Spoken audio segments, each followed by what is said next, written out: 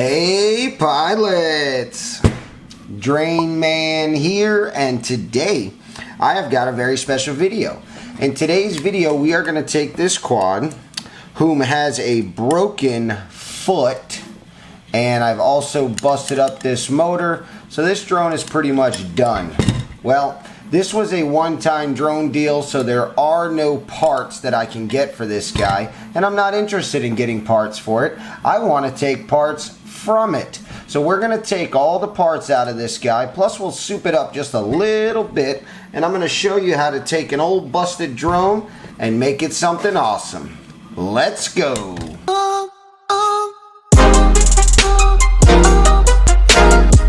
Alright pilots, so the first thing we need to do is we need to strip this guy down and get all the components out that we want to reuse. We're definitely not going to reuse the motors, so I'm going to strip everything down and I'll probably leave the motors on the frame.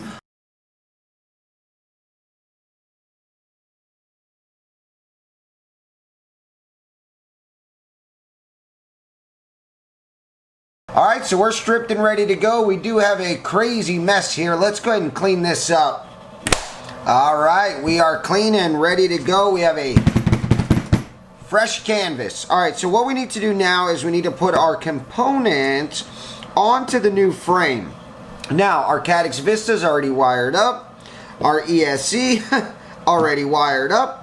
All we need to do is plug this stuff into the new frame, mount our motors, solder our motors, and take this thing for a test flight. This is not your everyday build, just for the simple fact that everything is already ready. So it's going to be super fast and easy. If you have a broken drone laying around and you're disassembling everything, don't do that. You can leave this stuff together. Now you may need to modify it, but we'll figure that out when we get there. So the first thing we need to do is get our new canvas ready to go.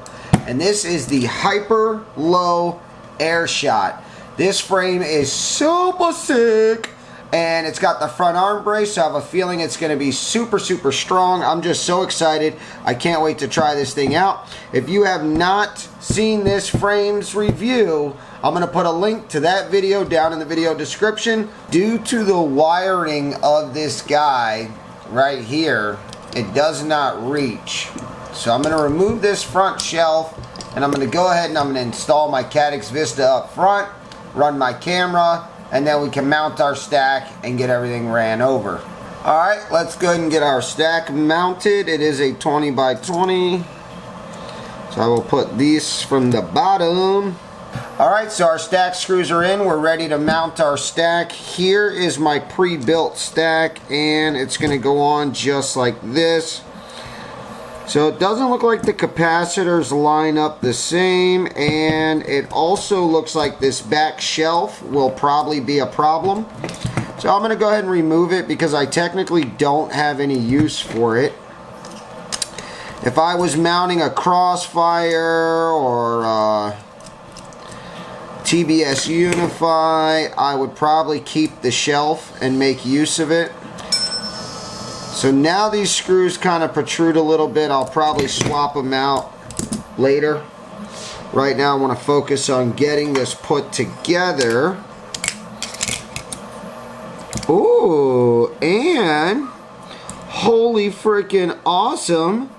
Looks like I can actually move these back. I may be able to stretch it all the way across from back here to right here. I don't think it's going to make it, but I also don't want to have so much tension on this that one little bleep and everything's broken and disconnected. Now also mounting it here, I might face the issue where I have too much extra cable, but what I'll do is hopefully be able to coil it up in a safe manner, and I'll be able to make that work. Now, I've got a very big surprise for you guys when it comes to motors. You guys are going to be like, what? And yes, sir, that's right. There is an official DrainMan motor. They're Flywoo Nins. They just look really awesome because they have my name on it. But there's nothing less, nothing more about these motors, and they are absolutely gorgeous. Check that out. That's right, DrainMan FPV, baby. So I went ahead and 3D printed this little Vista mount, and then I've also 3D printed this camera mount, because unfortunately there's just no way to make it happen on this guy with what they've provided me. Keep that in mind if you're going to build this frame. You're going to definitely want to get a 3D print set, or if you have a printer, you can print it yourself. So this mounts either right here or right here. And as you know, the camera cable is not long enough, so we're going to mount it here. Let's go ahead and do that now. So that's really nice. It locks into the little lock nuts that pop through from the bottom. Whenever you stick your screw through, it sucks those down. And then this little 3D printed mount just fits right on top of that. Now I've also noticed that underneath there's a little passageway, and I've saved the longer zip ties just for this occasion.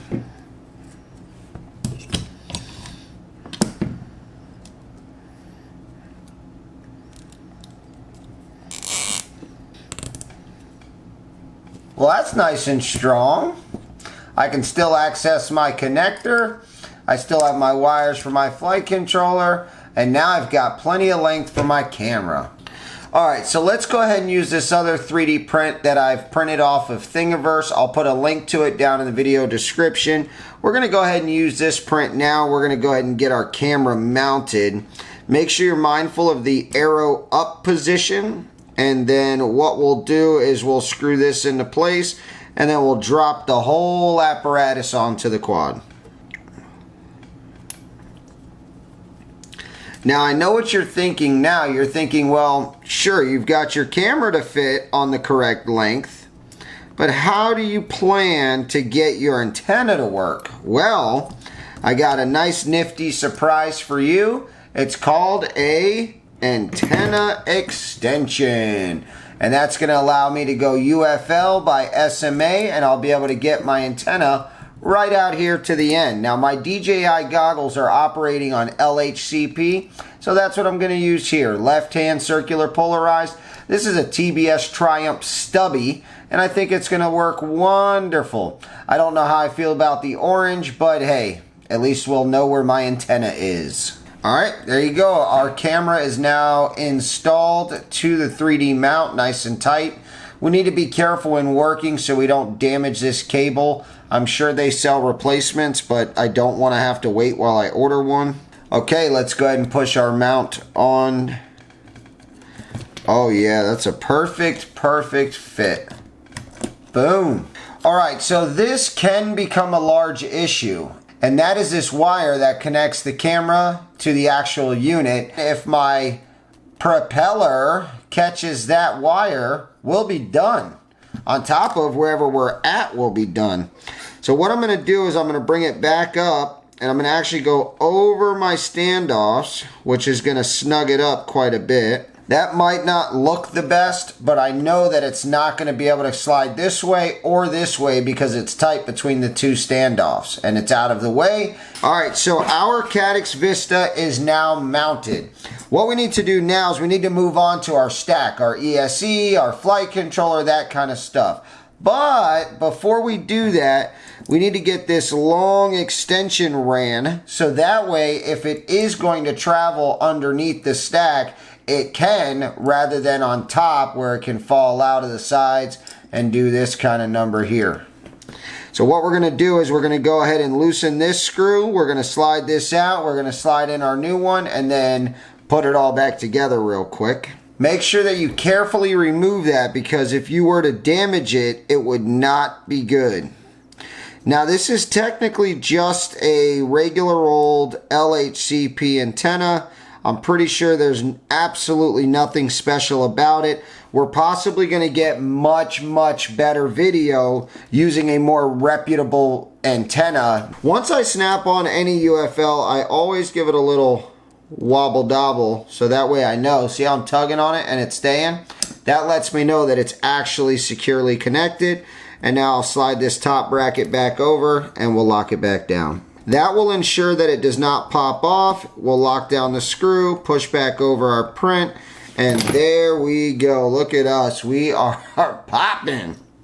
Now, We can run this down low, up high. We can wrap it right around the edge like that. I mean, we can literally do this however we feel like. So next up, we're ready for our ESC.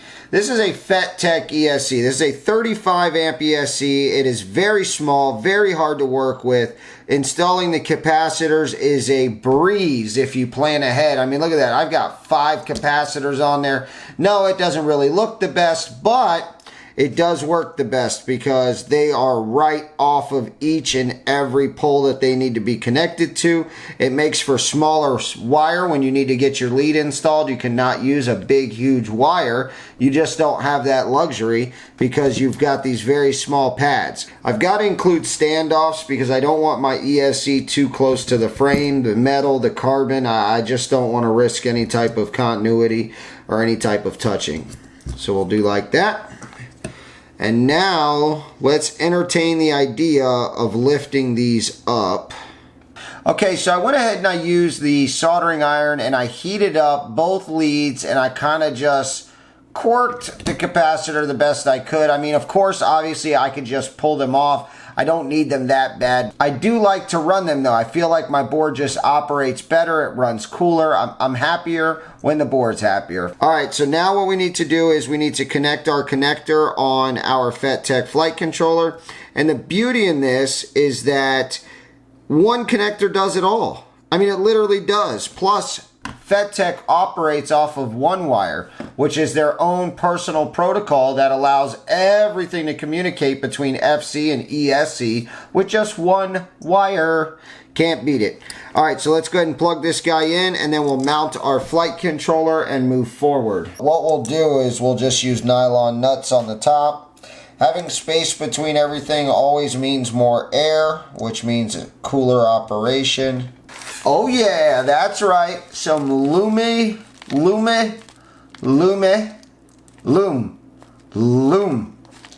Some loom skids. Now these are designed to be lit up.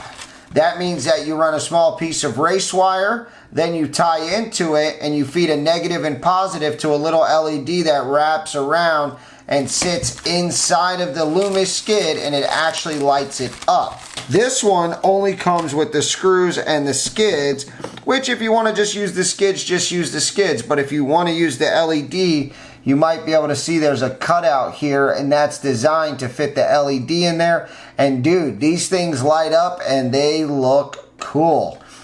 I personally am not going to light them up because it's not that important to me. I just want the big fat, skid at the bottom. Look at that. That's pretty cool. So it'll give me a nice way to land. I'll be able to protect my motor screws. I'll be able to protect my motors and I'll be set to go. They do give you some long old freaking bolts. Hopefully, they are the actual correct length and I can actually use them. Oh snap. Oh snap. I think they are. I think I've received my first set of screws that actually fit going through this, through the arm to the motor. So now we're set in place. Now the next step is to go ahead and put a little, make sure you shake it, put a little drop of lock thread on there. Bloop. That's all. That's all you need. Not a lot. And then after you do that, take your motor and plop your motor on. There it is. Look at that. Perfect. Now the next thing we'll do is the same thing we just did. And we'll do that again 3 more times and then this motor will be done. And then we'll repeat that process 3 more times. Alright, so a little bit of Loctite and then through once again. Make sure we're lined up. If it's too hard to spin, then that means you're not in the hole correctly and you need to reposition. But you do want to lock them down tight. I mean, don't be not locking them down tight. I mean, it's an important screw, you know what I mean? Okay, something very important to tell you and show you is I've just installed my first Lume skid and it is definitely my first time using it, and I do want to show you this because I do believe that it's important. I have cracked them I think all 4 of them have cracked. Can you see the crack there? Crack here. Now, do I really think that's going to matter? I mean, probably not. But the point is now it's broken. It would be better if it would have smushed a little bit. Like the Rotor Riot skids, they just squish a little bit. This has actually broken. All right, so there we are, all 4 motors on. These motors are absolutely gorgeous. They're making me really excited. I can't wait to try this. We were only able to rock 2 skids in the back, and then in the front, we've got our 2 arm braces, so we weren't able to run them. Is we need to go ahead and pull our flight controller out of the way. We're going to just stick it right here for the time being, and then we're going to go ahead and wire up all of our motors. Let's start with this rear back one right here. Real quick, before I solder them on, I wanted to show you these. These are race wire LEDs, and they are by Hyperlow, and they actually come in the box for free. So these are pretty awesome. What I'm going to do is I'm going to go ahead and break them apart. Boom, and then boom, and I'm going to go ahead and I'm going to solder one on each motor. I'm hoping that it's super bright even though it's only one LED, but what I'll do is I'll mount it right here. I'll use a little bit of double-side sticky tape. I'll solder my motor wires there, and then from the wires off this back side over to the ESC. I like to lay it on there, stick it, and then I can cut it. And guess what? You cut it perfect every time when you do that. And then let's go ahead and stick it in place. Alright, that guy is not going anywhere. And if you'll notice, they had it cut to the exact size of the arm. It fits perfect. Now, you might have the vert arms, and that is where the arms are actually at a vertical position. And if that's the case, then this LED race wire is going to fit that arm perfectly, but in a vertical direction. So you'll just choose which side you want to put it on, and then go ahead and run that bad boy. So I'm going to show you how to do one, and then I'm going to not bore you to death, and I'm going to do the rest without you. So what we do is we go to the back side of the pad, and then we snip, and then we do the center one because it's a little bit longer, snip, and then we do the last one. Boom. And if you have to trim any of them after, I mean, it's not the end of the world. The only thing you don't want to do is cut any of them short. And what I'll do is I'll hit it just like that, and like that. And now we need to also have solder on our pad. 1, 2, 3.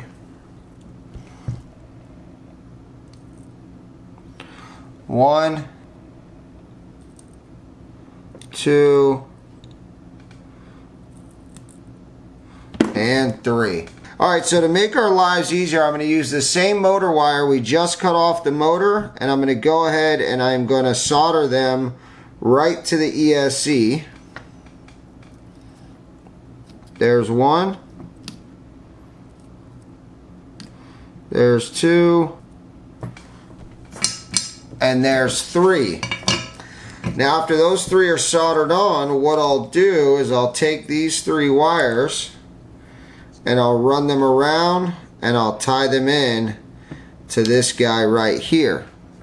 Now we do have a hole back here, so we can zip tie it right here. We don't have to zip tie it here, and we don't have to go around this standoff if we don't want to. But you do whatever makes you happy. Me, I'm happy with this. So I am going to run with this.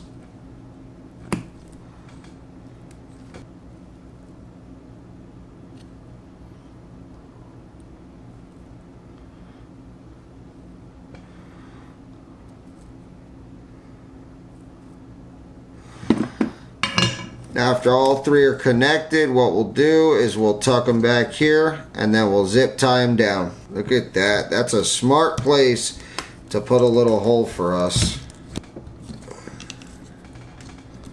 Alright, we'll trim that guy.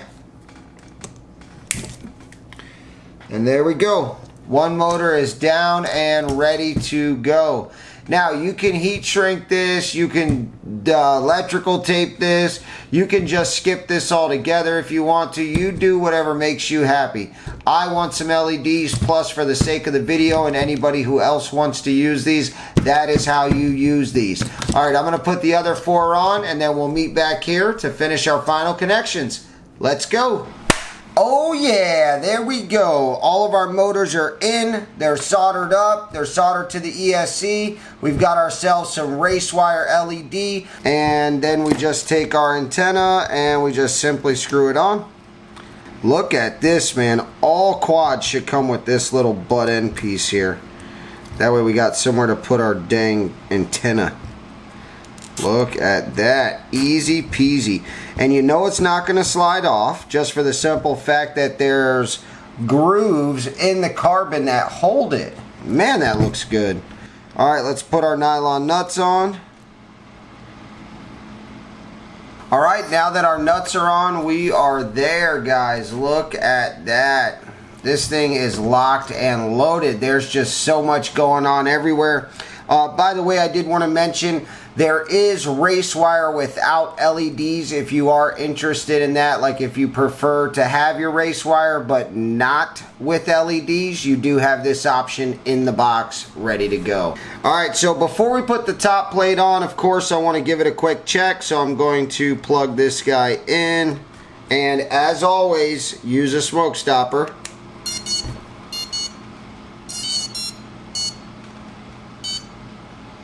Alright, power up sounded good. Now we're ready for our top plate, which has our custom UMA grip on there. And then we're going to lock that on. Our battery will go here. Boom! And then what I'm going to do is mount my GoPro mount right here. And we're ready for the sky. I hope that this was a fun build for you guys. I know we didn't do all the electronics from the beginning. It was just a quick transfer from one to the next. But you got to see what building the Hyperlow Airshot is like. I hope that you guys enjoyed this video, and I will see you on the next one.